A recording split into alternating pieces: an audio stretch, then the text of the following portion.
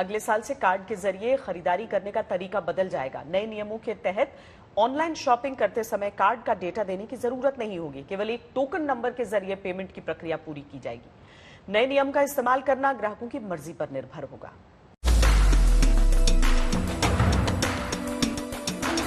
Cyber fraud के बढ़ते मामलों की रोकथाम के लिए आरबीआई ने कार्ड पेमेंट के नए नियम जारी कर दिए हैं। कार्ड से भुगतान करने के लिए ये नियम 1 जनवरी 2022 से लागू होंगे। इन नियमों के आने से कार्ड के जरिए ट्रांजैक्शन करने पर हर कोई कार्ड डेटा स्टोर नहीं कर पाएगा। केवल कार्ड जारी करने वाले बैंक या कार्ड नेटवर्क के पास ही डेटा स्टोर रहेगा। नए नियमों के आ जाने से ऑनलाइन पेमेंट टोकन सिस्टम के जरिए हुआ करेगा। आइए समझते हैं कि आखिर क्या है ये टोकन सिस्टम। ये टोकन एक यूनिक ऑल्टरनेट नंबर होगा जो ग्राहक के कार्ड से लिंक होगा और इसके इस्तेमाल से लोगों की कार्ड डिटेल्स सुरक्षित रहेंगी। इससे भुगतान करने में कार्ड के 16 डिजिट्स को डालने की जगह केवल टोकन डालना होगा। मौजूदा व्यवस्था में ऑनलाइन खरीदारी में कार्ड की डिटेल थर्ड पार्टी ऐप पर डालनी होती है, जिससे ग्राहक के कार्ड की पूरी डिटेल सेव हो जाती है।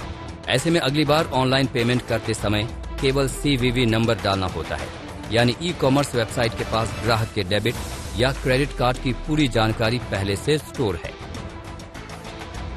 इसी से फ्रॉड होने का खतरा बना रहता है, लेकिन टोकन सिस्टम में ऐसा नहीं होगा। ई-कॉमर्स वेबसाइट्स ग्राहक के कार्ड की जानकारी स्टोर करके नहीं रख सकेंगी और पेमेंट टोकन सिस्टम के जरिए होगा। टोकन सिस्टम को फिलहाल वैकल्पिक सुविधा के तौर पर लागू किया जाएगा। बैंक या फिर कार्ड जारी करने वाली कंपनियां इसे अनिवार्य तौर पर लागू नहीं कर सकती हैं। लेन देन को लेकर किसी तरह के विवाद से बचने के लिए पेमेंट एग्रीगेटर्स को सीमित डेटा स्टोर करने की छूट होगी। इससे कार्ड नंबर और कार्ड जारी करने वाले के नाम के आखिरी 4 अंक स्टोर किए जा सकते हैं। आज तक ब्यूरो।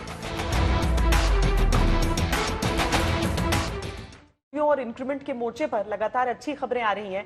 एओन ने अगले साल के लिए सैलरी में 10% बढ़ोतरी का अनुमान जताया है, जो 4 साल में सबसे ज्यादा रहेगी। अब जॉब स्पीक की रिपोर्ट में दावा किया गया है कि अगस्त में नौकरियां मिलने की रफ्तार प्री कोविड स्तर की भी पार निकल गई।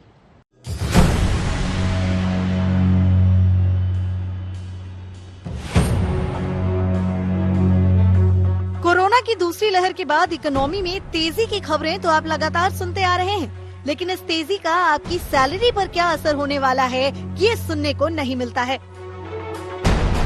आइए हम आपको बताते हैं कि इस तेजी के असर से अगले साल आपकी सैलरी कितनी बढ़ने वाली है।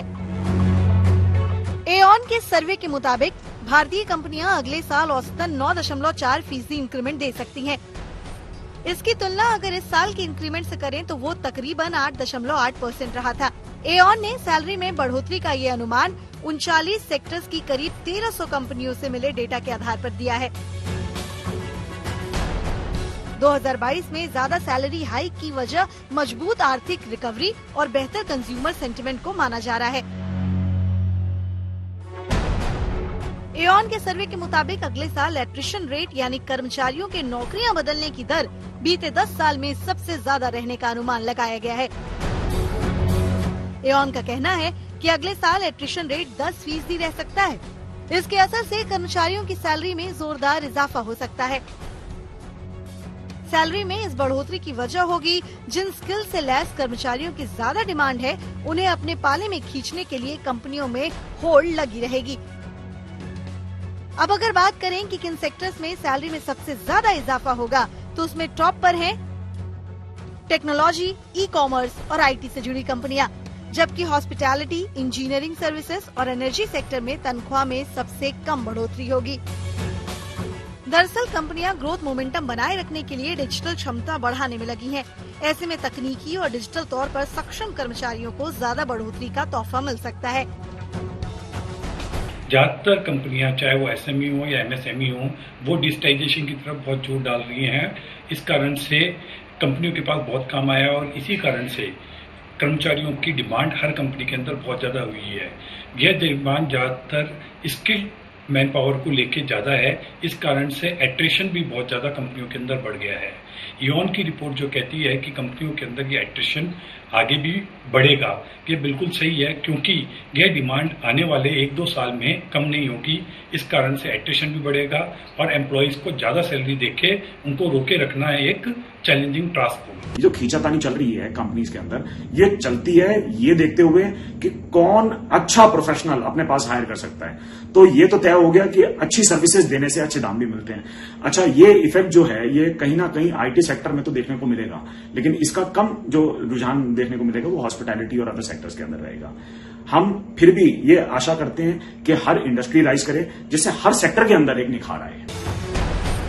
एओन के मुताबिक ज्यादातर सेक्टर्स में पॉजिटिव सेंटिमेंट है। देश में बड़े पैमाने पर आ रहे एफडीआई से निवेशकों में भी उत्साह साफ नजर आ रहा है। इसकी वजह से हर सेक्टर में कंज्यूमर डिमांड बढ़ रही है और बिक्री बढ़ने के असर से कर्मचारियों को भी अच्छे इंक्रीमेंट्स मिलने का अनुमान बढ़ गया है। आदित्य के राणा के साथ आज तक ब्यूरो।